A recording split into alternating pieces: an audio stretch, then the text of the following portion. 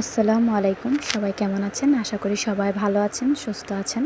তো আমিও ভালো আছি আলহামদুলিল্লাহ। তো আজকে আমি আমার বাচ্চাদের জন্য ঘরে বানিয়ে ফেললাম সামোসা। তো আমি এটা কীভাবে বানালাম সেটা আপনাদের সাথে শেয়ার করলাম। তো প্রথমে আমি 2টা আলু ভালো করে ঘষে নিয়েছি। তারপর আমি নিয়ে নিলাম ময়দা, তারপর নিয়ে নিলাম লবণ। তারপর আমি পানি দিয়ে এটাকে ভালোভাবে ম্যারিনেট করে নিলাম। এখানে কোনো গরম পানি দেওয়া যাবে না, একদম ঠান্ডা পানি দিলেই চলবে। তারপরে যে দেখুন আমার খামিরটা হয়ে গেল।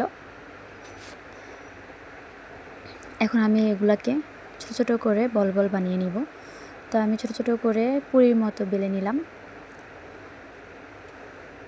সমান করে তিনোটাকেই সেম।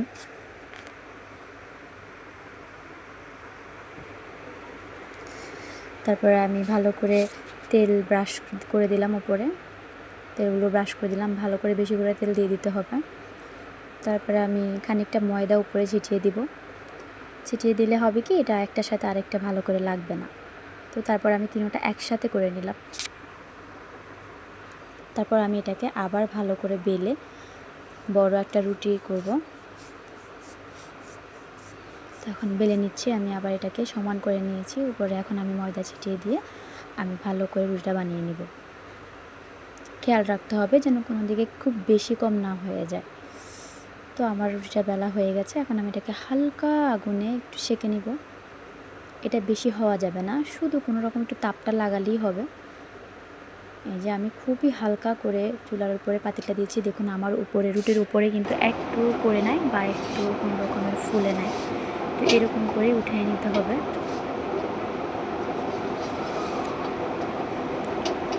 তো আমার রুটিটা সেঁকা শেষ প্রায়। তো এখন আমি এটাকে পার্টে পার্টে উঠিয়ে নিব। এই যে দেখুন কি সুন্দর করে উঠে গেছে। এটা মোটাও হয়নি, পাতলাও হয়নি, একদম পারফেক্ট ডো হয়েছে।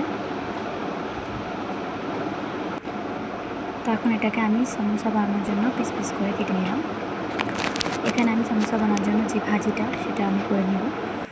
তো এখানে আমি পেঁয়াজ দিয়েছি, কিছু চিকেন দিয়েছি, আর আলু, আর দিয়েছি কাঁচামরিচ, দিয়েছি লবণ। এখানে দিয়ে দিলাম আমি ধনিয়া গুঁড়া। তারপর আমি দিয়ে দিব গরম মশলার গুঁড়া। তারপর আমি দিয়েছি হালকা করে একটু জিরার গুঁড়া। তারপর আমি এটাকে ভালো করে ভেজে নিয়েছি। তো এই যে দেখুন আমার সমোসাগুলো বানানো হয়ে গেছে। আমি কখনো বানাইনি, আমি ফার্স্ট টাইম বানিয়েছি। তো আমার কাছে মনে হচ্ছে আমি বেস্ট দিয়েছি আমার।